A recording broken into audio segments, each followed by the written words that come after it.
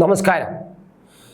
ഈരാറ്റുപേട്ടയിൽ തീവ്രവാദികൾ ശക്തമായി ഉണ്ട് എന്ന് ഒരു മുസ്ലിം ലീഗ് നേതാവ് തന്നെ വന്ന് വാർത്താ സമ്മേളനത്തിൽ പറഞ്ഞിരിക്കുന്നു.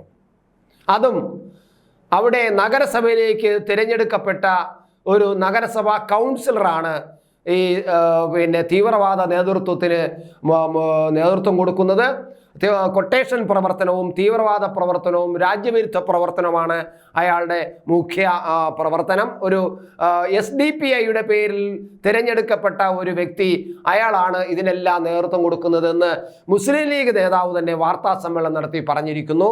ഇത് നമ്മൾ ഈ വാർത്ത പറയുമ്പോൾ നമ്മൾ ഓർമ്മിക്കേണ്ടത് ഈരാറ്റുപേട്ടയിൽ ഇത്തരത്തിൽ മത തീവ്രവാദികൾ രാജ്യവിരുദ്ധരായ തീവ്രവാദികൾ ശക്തരാണെന്നും പറഞ്ഞ ഒരു വ്യക്തിയുണ്ട്, ഒരു MLA ഉണ്ട്, PC ജോർജ് എന്ന് പറയുന്നത്. അന്ന് PC ജോർജ് ഇത് പറഞ്ഞപ്പോൾ PC ജോർജിനെതിരെ ശക്തമായ നിലപാടെടുക്കുകയും ആക്ഷേപിക്കുകയും ചെയ്തവരാണ് ഇപ്പോൾ ഉണ്ട് എന്ന് സമ്മതിച്ചുകൊണ്ട് വാർത്താ സമ്മേളനം നടത്തിയിരിക്കുന്നത് എന്നതും നമ്മൾ കാണേണ്ട പ്രത്യേകതയാണ്.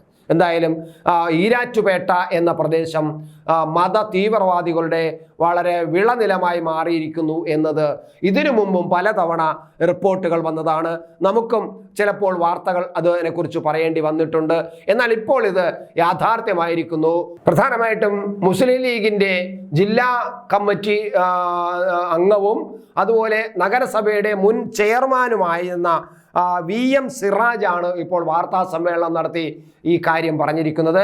അദ്ദേഹം പറഞ്ഞത് ഇങ്ങനെയാണ്: നഗരസഭയിലെ SDPI അംഗമായ ഒരു അബ്ദുൽ ലത്തീഫ് എന്നയാൾ കൊട്ടേഷൻ സംഘത്തിൻ്റെയും തീവ്രവാദ സംഘത്തിൻ്റെയും നേതാവാണ്.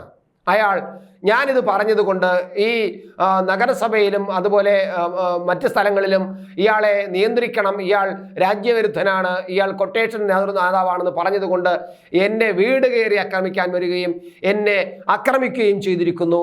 ഇയാളെ നിയന്ത്രിക്കേണ്ടത് ഈ ഗവൺമെൻറ്റിൻ്റെ ചുമതലയാണ് എന്നാണ് ഇപ്പോൾ മുസ്ലിം ലീഗ് നേതാവായ VM സിറാജ് വാർത്താ സമ്മേളനം നടത്തി പറഞ്ഞിരിക്കുന്നത്. ആ വീഡിയോ വളരെ വൈറലാവുകയും ചെയ്തിരിക്കുന്നു. നമുക്ക് ആ വീഡിയോ ഒന്ന് കാണാം. ഇന്ത്യ ഭരിക്കാനുള്ളവർക്ക് മണ്ടേക്കിട്ടില്ലല്ലോ. 28 വാർഡിൽ നിന്നെ കാണിച്ചു തരാം. ഞാൻ പറയുന്നത് SDPI എന്ന് പറഞ്ഞാൽ അവര് തീവ്രവാദ സംഘടന എന്ന് പറയുമ്പോൾ അവർക്ക് വലിയ ചൊറിച്ചിലാണ്, അവർക്ക് വലിയ അസഹിഷ്ണുതയാണ് കേൾക്കുമ്പോൾ. ഇത് ഏത് സംഘടനയാണ് ഇങ്ങനെയൊക്കെ ചെയ്യുന്നത്? SDPI അല്ലാതെ പോപ്പുലർ ഫ്രണ്ടുകാരല്ലാതെ ഇതുപോലെ തെമ്മാടിത്തരം കാണിക്കുന്നു.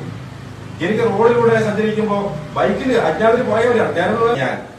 SDPI പോലുള്ള ഒരു സംഘടന കേരളത്തിൽ ഈരാറ്റുപേട്ടയിലെ മുസ്ലിങ്ങൾക്ക് ഉണ്ടാക്കിക്കൊണ്ടിരിക്കുന്ന അപമാനം, അവമതി, നമ്മുടെ കുട്ടികൾക്ക് നല്ലവണ്ണം പഠിച്ച് ജോലി കിട്ടാൻ പോകുന്ന ഒരു സാഹചര്യത്തെ ഇവരില്ലാതാക്കുന്നു.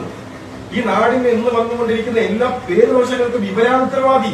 ഇവര് കാട്ടിവെക്കുന്ന പ്രവർത്തനങ്ങൾ, ഇവരുടെ കോപ്രായങ്ങൾ, ഇവരുടെ വൈകാരികത, ഇവരുടെ ഈ ടൗണിലൂടെയുള്ള പ്രകോപനപരമായ മുദ്രാവാക്യം, ഇതൊക്കെയാണ് ഈ നാട്ടിനെ അപമാനിച്ചുകൊണ്ടിരിക്കുന്നത്. സ്വാഭാവികമായിട്ടും SDPIക്കെതിരെയുള്ള രാഷ്ട്രീയ പോരാട്ടം നിരോധിച്ച പോപ്പുലർ ഫ്രണ്ട് പല പേരിൽ SDPI എന്നുള്ള പേരിലാണ് പ്രവർത്തിക്കുന്നത്.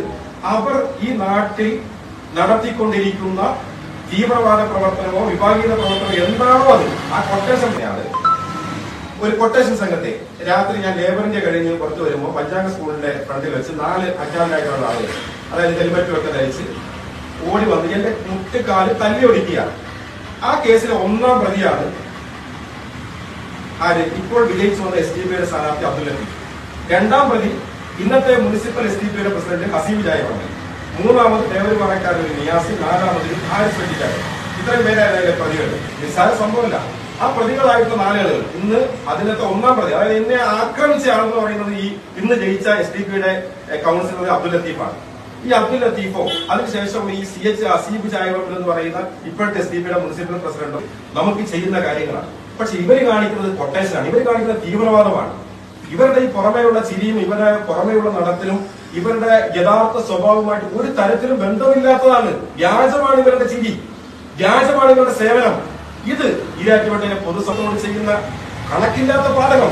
VM സിറാജ് ഇത്തരത്തിലൊരു വാർത്താ സമ്മേളനം നടത്തിയപ്പോൾ നമ്മൾക്ക് ഓർമ്മ വരുന്നത് PC ജോർജിന്റെ കാര്യം ഞാനത് നേരത്തെ പറഞ്ഞു.